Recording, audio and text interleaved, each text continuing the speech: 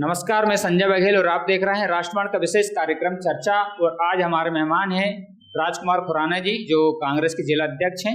आज इनसे चर्चा करेंगे राजनीति के संबंध में। वैसे भी है, आने वाले 3 महीने बाद मध्य प्रदेश में चुनाव है। खुराना जी, बहुत बहुत स्वागत है आपका। नमस्कार, बहुत बहुत धन्यवाद। राजनीति की शुरुआत कैसे हुई?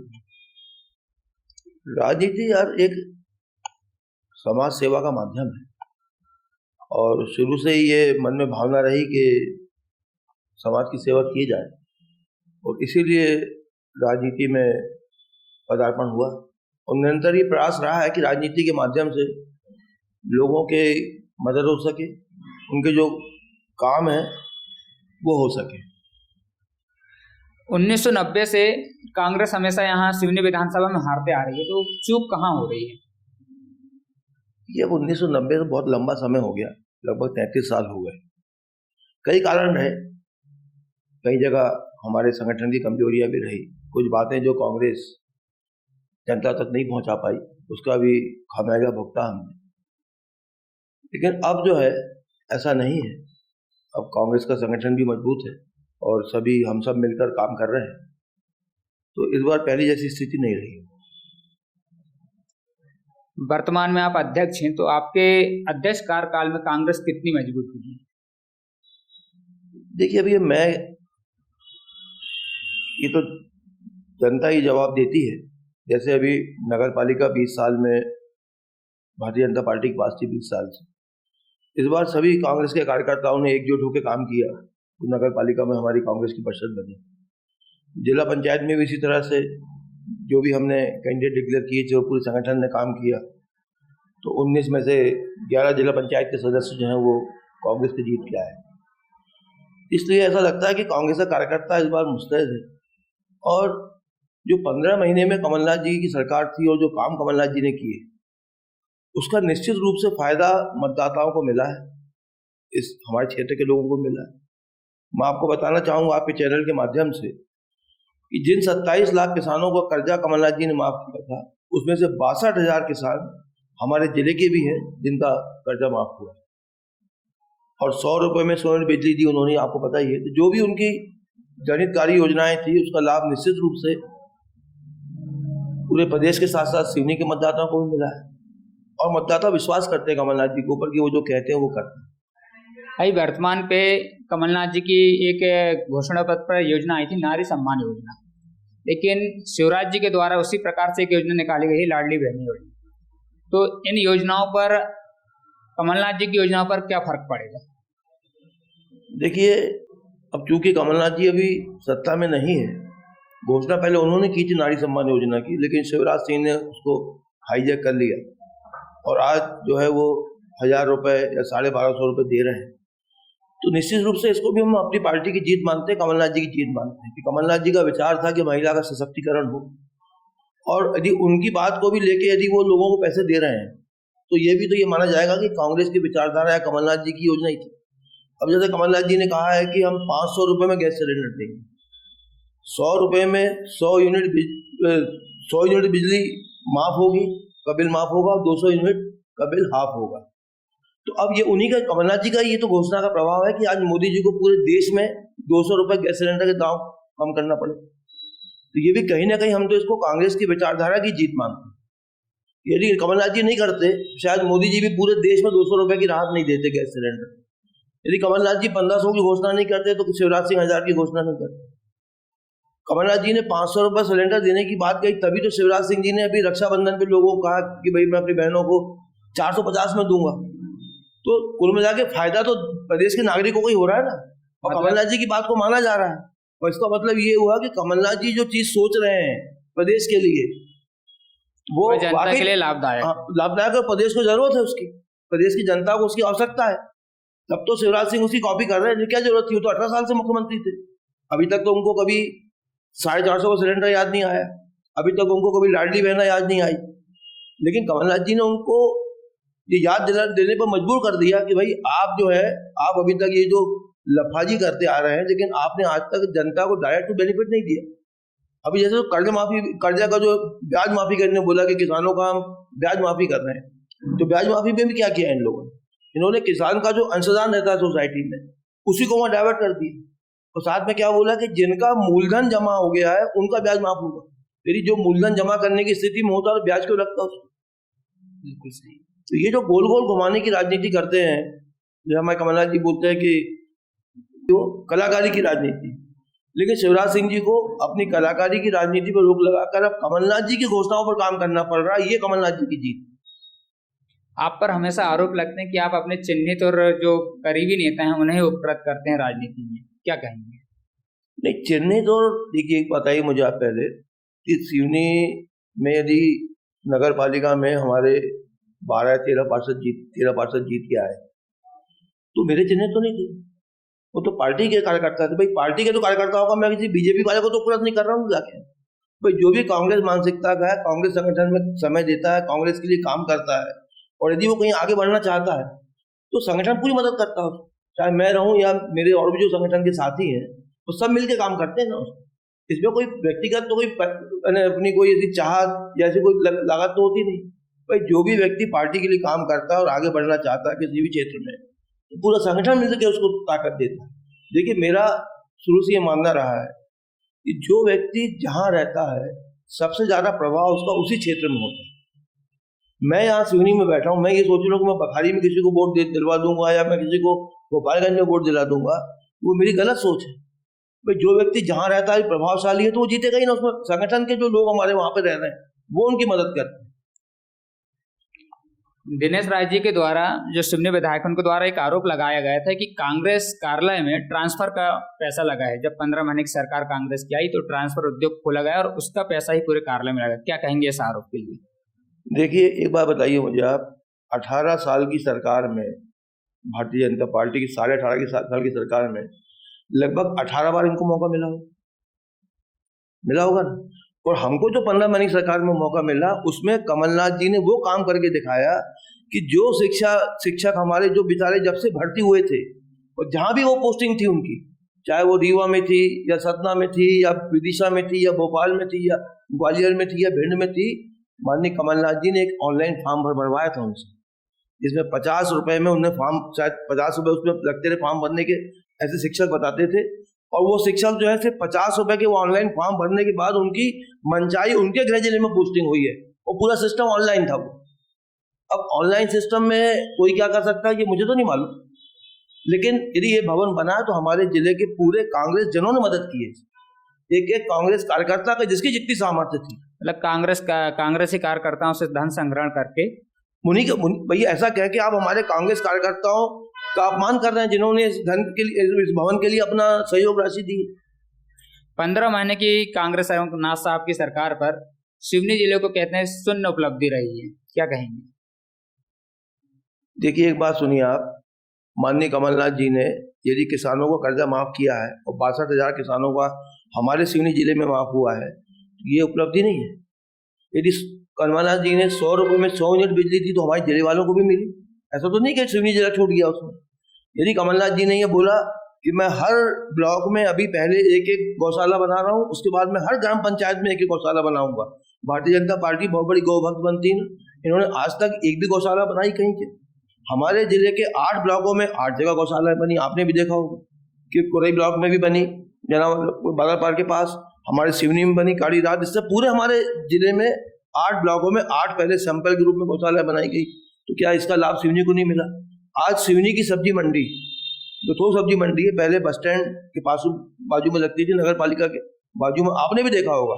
आप ही लोग हमसे बोलते थे भैया कि सब्जी मंडी के चक्कर में जाम लग जाता है, जहाँ पे रोज सुबह एम्बुलेंस भी नहीं निकल पाती है, लोगों को यातायात में परेशानी होती है। हमारी सरकार थी, हमने सब्जी मंडी को नागपुर रोड पे खुले में ले गए, जहाँ आज हजारों लोगों को रोजगार मिल रहा है कि नहीं मिल रहा? ये देन नहीं है हमारी सरकार की। ये जो अस्पताल का जो नवीनीकरण हुआ उस समय, ये जो जिला अस्पताल हमारा इंदिरा गांधी जिला चिकित्सालय है, इसका जो नवीनीकरण हुआ, प्रवीण सिंह अड़ाइच हमारे कलेक्टर थे, उनके सक्रिय योगदान के कारण हम सब ने मिलकर सपोर्ट किया, हम भी उसमें अस्पताल मित्र बने। तो क्या उसमें वो उपलब्धि नहीं है? आज उसी 15 महीने की सरकार में ये जो अस्पताल का कायाकल्प हुआ है, उसी के कारण सिवनी जिला अस्पताल जो है वो 2 बार पुरस्कृत हो चुका है प्रदेश स्तर पे। ये हमारी सरकार की उपलब्धि नहीं। हमारी सरकार ने उन शिक्षकों को जो 15 साल अपने परिवारों से दूर रह रहे थे, उनको उनके गृह जिले में वापस किया, ये उपलब्धि नहीं। वर्तमान में सिवनी में एक मुद्दा बहुत गरमाया हुआ है बस स्टैंड के स्थान परिवर्तन को लेकर, क्या कहेंगे इसके लिए? देखिए, हमारा कहना ये है कि ये जिला प्रशासन का मामला है। मैं देख रहा हूँ बहुत सी विज्ञप्तियां भी जारी हो रही। जिला प्रशासन को जनता की सुविधाओं को देखते हुए जहां भी जनता से वो पूछे, नेताओं से ना पूछे। नेताओं का कहीं ना कहीं अपना हित रहता है उसमें, मतलब जनता का अभिमत लेना, जनता का अभिमत लेना जरूरी है, क्योंकि जनता ही जो है, हमारे देश में लोकतंत्र है, जनता ही तय करती है। तो हमारा उसमें ये मानना था कि यदि नेताओं की अपेक्षा यदि जनता का अभिमत लिया जाए और जनता की सुविधाओं को ध्यान रखा जाए, और जनता भी पूरे जिले की जनता जो सिवनी में विभिन्न कामों से अपने, चाहे वो शासकीय काम हो, चाहे न्यायालयीन काम हो, चाहे व्यापार के काम हो, जो लोग यहाँ आवागमन करते हैं उनकी राय लेकर यदि बनाया जाए तो निश्चित रूप से ये हितकारी होगा। कांग्रेस पर एक आरोप हमेशा लगता आता है कि कांग्रेस स्थानीय मुद्दों पर कभी मुखर नहीं होती, क्या वजह है? हर स्थानीय मुद्दे में मुखर होती है यार, कहाँ मुखर नहीं हुई ये बताओ। आरोप हमेशा से लगते आया। अभी देखिए क्या होता है कि चूंकि कांग्रेस जो है वो मुद्दों पर लड़ाई लड़ती है और हमेशा लड़ती आई है। अभी आपने देखा होगा 19 जुलाई को मुख्यमंत्री जी आ रहे थे, वो एक आदिवासी महिला सोमवती कोड़ापे का मकान जो इन लोगों ने पूरा हरा नेट लगा के ढक दिया था, उसकी लड़ाई भी हम ही ने लड़ी ना। और हमारी लड़ाई के फलस्वरूप ही मुख्यमंत्री को वहां पर आकर 2.5 लाख की राशि देना पड़ी उस महिला को। वो स्थानीय मुद्दा नहीं था क्या? वो स्थानीय मुद्दा नहीं था। आज जैसे जो भी बिजली, कल हमने भारत जोड़ो यात्रा के लिए वर्षगांठ पहली मनाई, हमने उसमें बिजली जो आज कटौती हो रही, जो बिजली का अनाप से हम बिल आ रहे हैं, उसके खिलाफ भी हम लोग कल तख्ती लेके वहां गए, हमने उसका भी विरोध प्रदर्शन किया। तो ऐसा कौन सा मुद्दा है? किसानों का मुद्दा आता है। अभी जब नकली बीज का मुद्दा आया था अडवांटा कंपनी का, तब भी कांग्रेस ने बात उठाई उसकी। होता यह है कि भारतीय जनता पार्टी की शुरू से ही आदत रही है, आपने देखा होगा कि दिल्ली में भी तो किसानों ने आंदोलन किया था, 750 किसान वहां शहीद हुए, लेकिन भारतीय जनता पार्टी का कोई नेता कार्यकर्ता उनसे मिलने गया था। तो आज स्थिति ये बन गई कि आप कितना विरोध करते रहो, नकार खाने में तूती की आवाज, उनको आपकी बात नहीं मानना यानी नहीं मानना। वर्तमान में 2023 में दिसंबर में चुनाव हैं, तो भाजपा के सामने एक मजबूत चेहरे के रूप में आप कांग्रेस से कैसे देखते हैं? देखिए, विधानसभा चुनाव में प्रत्याशी जो चुनने का काम है वो प्रदेश और राष्ट्रीय स्तर पे होता है। नगर पालिका का चुनाव हो, जनपद का चुनाव हो, तो उसमें हम थोड़ा बहुत कर भी ले अपनी परिषद बता दें, लेकिन ये विषय जो है ये प्रदेश और राष्ट्रीय स्तर का है। इसमें हमारा कुछ भी बोलना, हम ये जो भी बोल सकते हैं कि हमारे हमेशा ये कहना रहता है कि यार टिकट किसी को भी मिलेगी, निशान तो उसको पंजे का ही मिलेगा। तो आज जिस तरह से भारतीय जनता पार्टी की योजनाओं से, भारतीय जनता पार्टी के क्रियाकलापों से लोग परेशान हैं, उसकी टिकट किसी को भी मिले कांग्रेस की, हमारा कांग्रेस का कार्यकर्ता मुस्तैद है और हम इस बार कांग्रेस का विधायक यहाँ से जिता के भेजेंगे। आपकी दावेदारी भी बहुत मजबूत मानी जा रही है। नहीं, देखिए मेरा कोई ऐसा दावा नहीं और मैं जिलाध्यक्ष हूँ, और चूंकि बहुत से साथी हमारे टिकट मांग रहे हैं, तो कांग्रेस पार्टी जिसको अपना उचित प्रत्याशी समझेगी उसको टिकट देगी। हम सब उसके साथ कंधे से कंधा मिलाकर काम करेंगे। इस बार 4 विधानसभाओं से कितनी विधानसभा कांग्रेस जीत रही है? देखिए, जो माहौल अभी हमें दिख रहा है, 2 विधानसभा तो हमारे आदिवासी, 2 सामान्य विधानसभा है, और आदिवासियों के साथ जिस तरह से अत्याचार भारतीय जनता पार्टी के द्वारा निरंतर किया जा रहा है पिछले वर्षों में, तो आदिवासी मतदाता पूरा हमारे साथ है इस समय। और वहाँ जो हमारे दूसरे समाज के लोग रहते हैं वो सब भी एकजुट इसलिए हैं कि भारतीय जनता पार्टी के शासनकाल में जो महंगाई बढ़ी है, आज आप देख लो महंगाई आसमान छू रही है, लोग परेशान हैं। बिजली कटौती जो है वो मैंने मनमाने ढंग से बिजली कटौती चल रही है। आप देखो कि किसानों को बिजली नहीं मिल रही है, घरों में बिजली नहीं आ रही है, जो अपने घरेलू उपयोग वो भी बिजली नहीं मिल पा रही है। तो जिस तरह का, जिसको बोलते हैं अपन कि एक अव्यवस्था फैली हुई है पूरे प्रदेश में, तो निश्चित रूप से हमें पूरा विश्वास है कि इस बार हमारे जिले का मतदाता, क्या पूरे प्रदेश का मतदाता, इस बार पूर्ण बहुमत से कांग्रेस सरकार बनाएगा और सिवनी जिले से तो हम 4 की 4 सीट जिताकर कांग्रेस को भेजेंगे। राहुल गांधी जी की भारत जोड़ो यात्रा का क्या फर्क रहेगा एमपी में? हाँ, बिल्कुल फर्क पड़ेगा। एमपी में आप एक चीज बताइए, जब राहुल गांधी जी की यात्रा पिछले वर्ष मध्य प्रदेश में आई, तो मध्य प्रदेश में सरकार तो नहीं थी कांग्रेस की, बीजेपी की सरकार थी। उसके बाद भी जो लाखों लोग उनके साथ निकल के आए, वो जो एक भारतीय जनता पार्टी ने एक भय का वातावरण, एक डर का वातावरण जो बना दिया था उस समय, आपने देखा होगा कि राहुल गांधी जी जब संसद में बोलने खड़े होते थे तो कहीं उनका माइक बंद कर देना या हो अल्लाह करके उनकी आवाज को दबा देना, समाचार पत्रों में उनके बातों को ना आने देना, टीवी मीडिया में उनकी बातें नहीं आ पाती थी, तो उन्होंने फिर ये तय किया कि यार अब जब पूरा सरकार और मीडिया उनका सहयोग नहीं कर रहा है तो फिर डायरेक्ट जनता के बीच में जाकर अपनी बात रखी जाए। तो निश्चित रूप से आपने देखा होगा कि जिस तरह से उनकी भारत जोड़ो यात्रा का लाभ हमें कर्नाटक में मिला, हिमाचल में मिला, निश्चित रूप से इस बार हमें मध्य प्रदेश में, राजस्थान में, छत्तीसगढ़ में उसका लाभ मिलेगा। सिवनी विधायक दिनेश राय मुनमुन जी के कार्यकाल को आप कैसे देखते हैं? अब कार्यकाल तो आप भी देख रहे हैं, मैं भी देख रहा हूँ कि 2008 में जब वो निर्दलीय चुनाव लड़े थे, उनका इतना लंबा चौड़ा घोषणा पत्र था, यहीं रखा होगा मेरे पास अभी। हर काम वो अपने पैसे से कराने की बात करते थे, ये काम भी मैं अपने पैसे से करा दूंगा, वो काम भी अपने पैसे से करा दूंगा। 8 के चुनाव वो नहीं सफल हो पाए, 13 के चुनाव में वो सफल हो गए, 13 से 18 के बीच उन्होंने कुछ नहीं किया। उन्होंने खुद ही कहा इस बात को कि मैं निर्दलीय था, मैं कुछ नहीं कर पाया, मैं कोई काम नहीं कर पाया, इसलिए मैं अपने आप को भारतीय जनता पार्टी में गिरवी रख के और बीजेपी ज्वाइन की उन्होंने। फिर बीजेपी का 5 साल का कार्यकाल निकल गया। एक उपलब्धि बता दो आप मेरे को। वह तो बताते हैं कि पेंच और मेडिकल 2 बड़ी उपलब्धि उनकी है। पेंच तो मैं समझता हूँ कि जब उन्होंने राजनीति शुरू की थी तब जो है कमलनाथ जी और हरबंस सिंह जी ने उसका भूमि पूजन किया था। वो बांध पूरा का पूरा बीजेपी नहीं, कांग्रेस शासनकाल में पूरा हो गया था। और नहरें जरूर, हाँ ये जरूर आपकी बात मानूंगा मैं कि नहरें जरूर उनके शासनकाल में बनी है भारतीय जनता पार्टी के, क्योंकि उनका जो बनाने का तरीका है और जो आज स्थिति उस नहरों की है, जो धराशायी हो रही है, उनमें घास उग रही है, उनमें पेड़ उग रहे हैं, ये जरूर काम मुनमुन राय जी ने कराया होगा, ऐसा मेरा मानना है। लेकिन यदि आप दूसरी तरफ यदि आप भीमगढ़ बांध की नहरें देखते हैं, जो भीमगढ़ बांध उसकी नहरें कांग्रेस शासनकाल में बनी थी, तो आज 40 साल के बाद भी वो नहरें जो है उसी स्थिति में है जिस स्थिति में बनी थी। लेकिन दूसरी तरफ ये 2-3 साल में ही पेंच जो नहरें, आपने भी देखा होगा कि लाइनिंग हो जाने के बाद भी एक तरफ भीमगढ़ बांध की नहरें मिट्टी की नहरें थी, उनमें पूरा पानी चलता रहा, लेकिन इनकी लाइनिंग कराने के बाद भी आप देख रहे हैं तो जगह जगह नहर टूट रही है। इससे आप अंदाज लगा लीजिए किस तरह का भ्रष्टाचार चरम पर है। मतलब आप खुद देख लीजिए, नहर निर्माण पर जोरों पर भ्रष्टाचार है, पूरा भ्रष्टाचार है, जोरों पर है। नहीं, ऐसा तो कभी देखा ही नहीं होगा हमने। तो इन मुद्दों को लेकर कांग्रेस शिकायत और उस पर जांच क्यों नहीं करवाती? आप देखिए, हमने इसके लिए भी एक बार, शायद आप भी आए होंगे भोंगा खेड़ा में, पर हमने प्रेस कॉन्फ्रेंस भी की थी, लोगों को बताया भी था, इन्होंने भी कहा था मैं करूंगा। जी एक चीज बताओ मुझे कि मुनमुन राय ने एक बार लठ पे चर्चा आयोजित की थी, हम किस लिए की थी लठ पे चर्चा? भाई आप विधायक हो पार्टी के, सरकार आपकी है, आप लठ पे चर्चा करके लोगों को डराना धमकाना चाहते हो।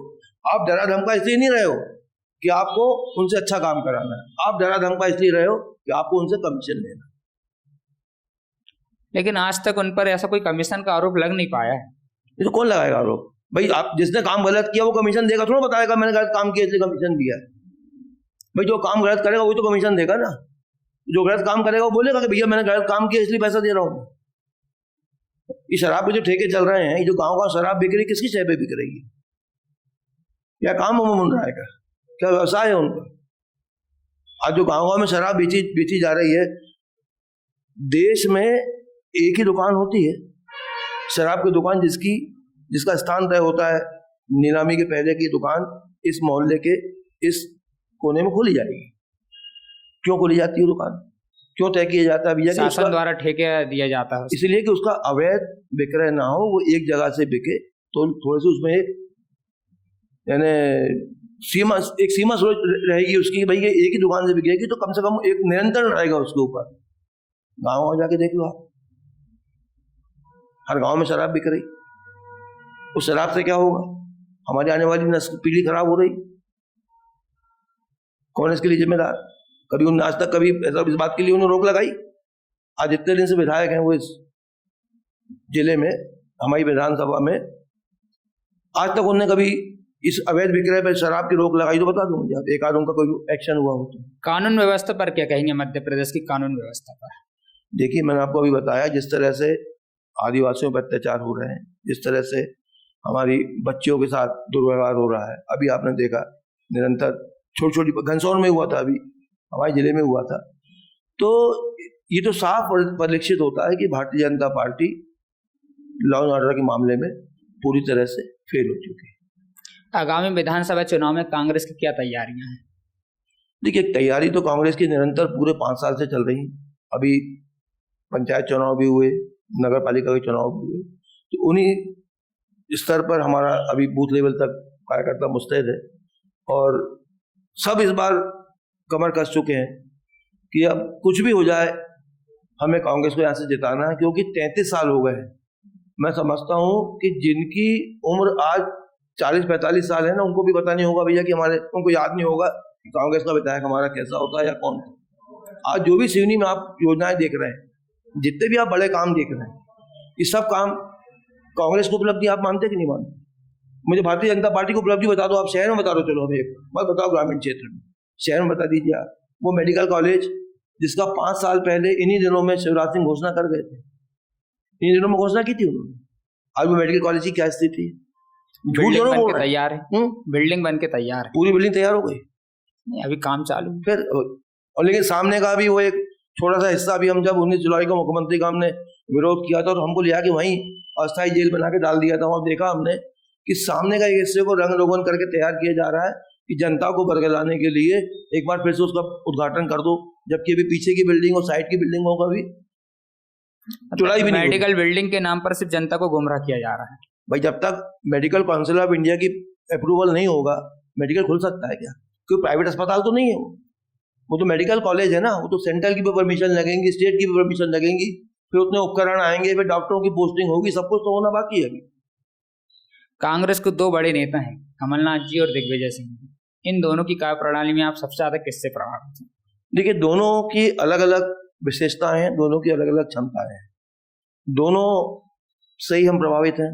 क्योंकि माननीय कमलनाथ जी जहां पूरे इलेक्शन को मैनेज कर रहे हैं, दूसरी तरफ दिग्विजय सिंह जी भी अपने अनुभव का, अपने जो उनकी जानकारी पूरी प्रदेश के बारे में, 10 साल वो मुख्यमंत्री रहे, तो दोनों का इतना अच्छा एक दूसरे में मेल जोल है, इतनी अच्छी दोनों के बीच में केमिस्ट्री है कि वो दोनों एक दूसरे के पूरक है। तो दोनों ही कांग्रेस के लिए काम कर रहे हैं, हम दोनों से प्रभावित। अगर आने वाले इस चुनाव में कांग्रेस आपको मौका देती है और आप जीत कर आते हैं, पब्लिक ने आपको वो आशीर्वाद दिया, तो सिवनी के लिए आपकी क्या प्राथमिकता है? देखिए, ये तो बड़ा काल्पनिक प्रश्न है। ये तो काल्पनिक प्रश्न है कि जब सिवनी की टिकट किसी को मिल जाए, वो विधायक बन जाए, उसके आप पूछो वो ज्यादा अच्छा रहेगा। हाँ, जिला कांग्रेस के अध्यक्ष होने के नाते मैं ये बोल सकता हूँ आपसे कि यदि कांग्रेस का यहाँ से विधायक जीतता है तो सर्वप्रथम उन समस्याओं को निराकरण करने का प्रयास किया जाएगा जिन समस्याओं को लेकर जनता मांग करती है, जिन चीजों की सिवनी विधानसभा क्षेत्र में या सिवनी नगर में या सिवनी जिले में आवश्यकता है, उन सब चीजों के लिए पहले प्रयास किया जाए और करवाया जाएगा प्रयास। हम संगठन के लोग हैं, हम संगठन में बैठे हैं, तो हमारा भी कुछ एक दबाव रहेगा। जो भी टिकट दे के जीत के आता है तो हम उसके माध्यम से अपना काम करवाएंगे। नगर पालिका में एक योजना नवीन जलवर्धन योजना है, जिस पर कमलनाथ जी ने बहुत बड़ी राशि दी थी। उस पर भाजपा के द्वारा भारी भ्रष्टाचार किया गया। जांच के लेकर इसके पहले हमेशा सवाल होते थे कि हम अगर सत्ता पर आए नगर पालिका में तो जांच होगी, तो उस जांच की जानकारी अभी तक किसी को सार्वजनिक नहीं, क्या कहाँ तक पहुंची हुई जांच?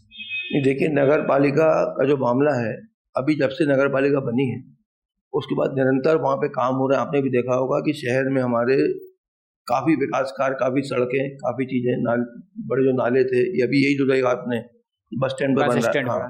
तो नगर पालिका काफी काम कर रही है और साइमल्टेनियसली बाकी जो जांच के विषय उन पर भी अभी चल रहा है, लेकिन अभी ऐसा कोई ठोस निर्णय उस जांच की प्रक्रिया में नहीं आया है। जैसी आएगा निश्चित रूप से, यदि कांग्रेस के घोषणा पत्र में वो चीज थी, मुझे मालूम, यदि उसमें कोई ऐसी बात निकल के आती है, क्योंकि हम तो नगर पार्षद नहीं है, जो लोग भी वहां पर जांच समिति बनाई गई है अध्यक्ष द्वारा, यदि वहां से उसमें कुछ निकल के आता हो तो निश्चित रूप से कार्रवाई होगी उसमें। तो आप देख रहे थे राजकुमार खुराना जी को, जिन्होंने इस सारे सवालों का जवाब बहुत ही बेबाकी से दिया और आगामी चुनाव को लेकर पार्टी की तैयारियां भी बताई कि किस तरह से कांग्रेस पार्टी अपनी तैयारी में जुटी हुई है और इस बार 4 विधानसभा में विधायक जिताने की गारंटी भी ले रहे हैं। फिर मिलेंगे हम अगले वीडियो के साथ, तो दीदी हमें इजाजत, नमस्कार। नमस्कार।